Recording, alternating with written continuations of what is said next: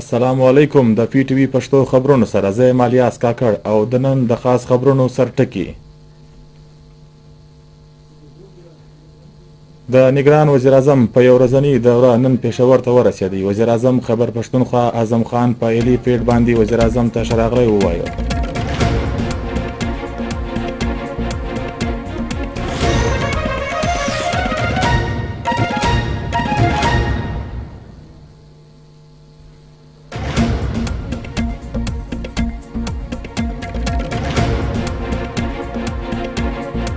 په پاکستان کې سټاک مارکیټ د زبردست تیزي رجحان و. په سل انډکس کې د 386 پوینټ زیاتوب وسو.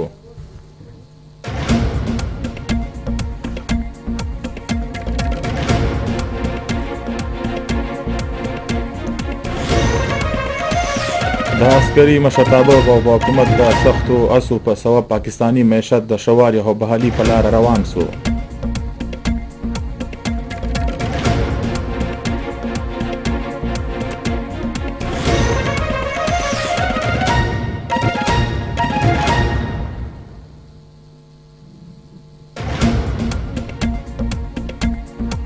د پاک چین دوسي د زیوار نه لرونکي مثال سی پیک منصوبې 10 کلونه پوره سو. د بیجینګ له اړخه د تاریخي بهرای جاج اخیستلو لپاره د جامع دستاویز جاري کړل شوي دي.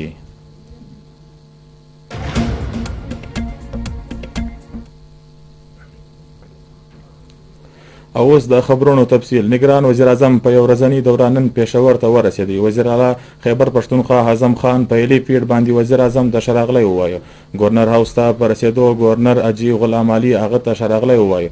نگران وزیر اعظم د فرنټر کانسټبلري شهید کمانډر سبت غیور په قبر فاتحه وکړه. انور الله کاکړ په صدارت کې د امن و امان په اکله غونډه هم په پېښور کې وسوه.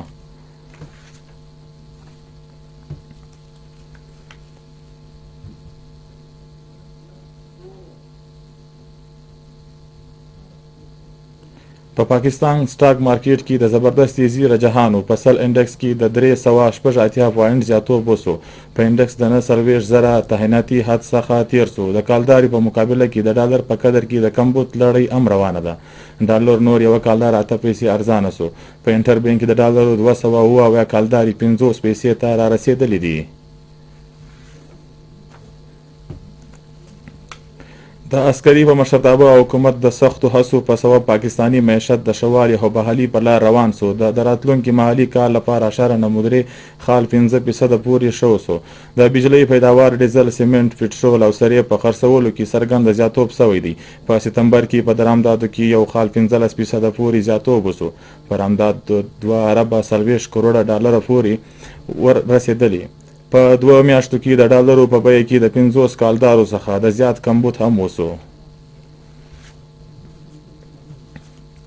د پاک چین دوسي د زیوال نه لرونکي مثال سی پیک منصوبې 10 کلونه پوره سو. د بیجینګ له اړخه د تاریخي بهرای جاج اخیستلو لپاره جامع دستاویز جاري کړل شوي دي. په 10 کلونو کې د چین او بیلابیلو هیوادونو بهرایي ملګرو ترمیان د درآمداتو او برآمداتو مجموعي قدر 1 ټریلیون ډالر پورې ورسېده. په پاکستان کې هم د سی پیک لاندې لوی منصوبې د مکملېدو لاندې دي.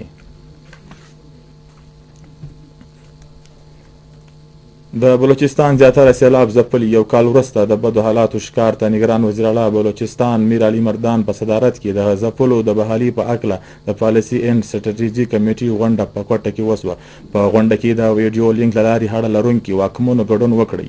وزیر اعلی ویلي چې د تیر کال د سیلاب څخه د 200 ارب کالدارو څخه زیات تاوان وسو. وفاق دی په جنو فند کې د بلوچستان 0% ګرانټ شیرینګ کې مرسته وکړي. بلوچستان مالی مشکلات سره مخامخ دی. د سیلاب څخه په بلوچستان کې د سند او وروسته تر ټولو زیات تاوان وسو. غونډه په معلوماتو کې ویل شوي چې تر کال په سیلاب کې 3,21,000 کورونه مکمل ونړېدل. 96,116 کورونه ته جزوي تاوان ورسېدی. 43 پلونه په سیلابو کې وبهیدل. 2,280 کیلومتره باندې روډ نیټورک وځبل سو. 1,019 تعلیمي ادارې مکملي او 1,903 نوي جزوي تباه سوې. د اوبو خور نیټورک ځپلو څخه د کروندې څانګې ته ډیر تاوان ورسېدی. د بلوچستان نگران وزیر اعلی امیر علي مردان ډونکي ویلي دي چې زرعي باوړیانې په سولر هړولو ته اړتیا ده. د زراعت لپاره د اوبو ورکولو په پراجیکټ په اړه په کوټه کې د غونډې ته د وینا پر مهال نگران وزیر اعلی ویلي چې د زرعي ټیوب ویلانو په شمسي توانایي د هړولو سره د بجلۍ لوډ شیډینګ او د درنو بلانو څخه په خلاصون وشي. د استعمال وړ اوبو غوره ډول په کار اچولو سره شاړه مځکه د کرنې لپاره په کار اچول کېدای شي. وزیر اعلی ټولې منصوبې پر وخت بشپړولو هدایت هم وکړی.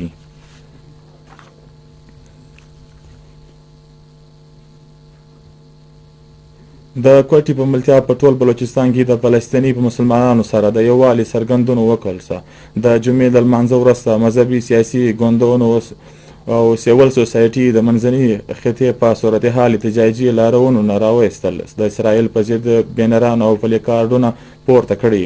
خلک په لوی شمیر کې په مظاهرو کې ګډ سو. په زړه پورې احتجاج یې ریکارډ کړی. د اسرائیل مرګ او امریکا مرګ نارې وهلې. د لاروونو نه ګډونکو کوونکو د ماجتو وتل او د خپلو ضلعو په پریس کلب او مرکزي چوک ته ورسېدی. د مظاهرونو لخوا د فلسطینیانو سره یووالي څرګندولو لپاره اسرائیلي او امریکي بیرغونه هم وسپځل سو. ګډون کوونکو ته په وینا کې وینا کوونکو ویلي چې مسلم هم په یوه ځای کېدای شي اسرائیل مقابله نشي کولی، لیکن موږ ته په یو ځای کېدونکي ټوله نړۍ کې خپل احتجاج ریکارډ کول دي. ملګرو ملتونو OIC او عرب لیگ په ملتیا د نړۍ قانونو د په زړه ستونو هیوارولو لپاره اثر لرونکي کردار ادا کول وي. د بجلۍ د غلو په ضد لوی اپریشن لپاره د حفظي خدمات ترلاسه کول وي. کسکو د کاروایي لپاره چیف سکریټري بلوچستان ته چټۍ واستوله.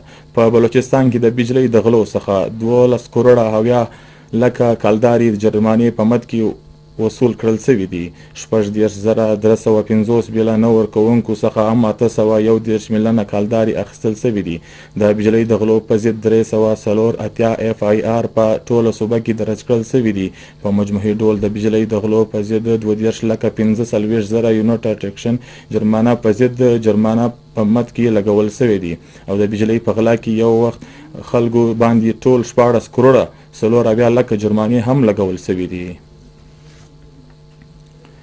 په راتلونکي ټولټاکنو کې به د آزاد امیدوار په توګه د هولس په منځ کې راځم. د بلوچستان مخکښ سیاستدان ښاغلي سردار یار محمد رند ویلي دي چې د اوسنیو ستونزو هوارولو په صفا ټولټاکنو پورې اړه لري. په جعفر آباد کې له رسنیویو سره د خبرو پر مهال نومړی زیاته کړه چې موږ په بلوچستان کې د صوبایي حکامي اسمبلۍ د سیټونو ولکو جوړولو جاج اخلو او باور لرو چې د سر شمیرنې په روڼ کې به په زړه پورې ولکې جوړې کړل شي او هیله لرو چې نگران حکومت به په دغه عیني موده کې ټول ټاکنې ترسره کړي. نومړی زیاته کړه چې ټولې پرېکړې به په ډېر زغم او زګرتیا سره ترسره کوو. افغان کډوال به هم په ډېر درنښت سره خپل هېواد ته استو او د اسرائیل او فلسطین تاریخوالي له ډېره مودې څخه روان دي. که مسلمان یو موټی نشي کېدلی نو احتجاج خو دې ریکارډ کړي. د یوې پوښتنې په جواب کې نوموړی ویلي چې د تحریک انصاف د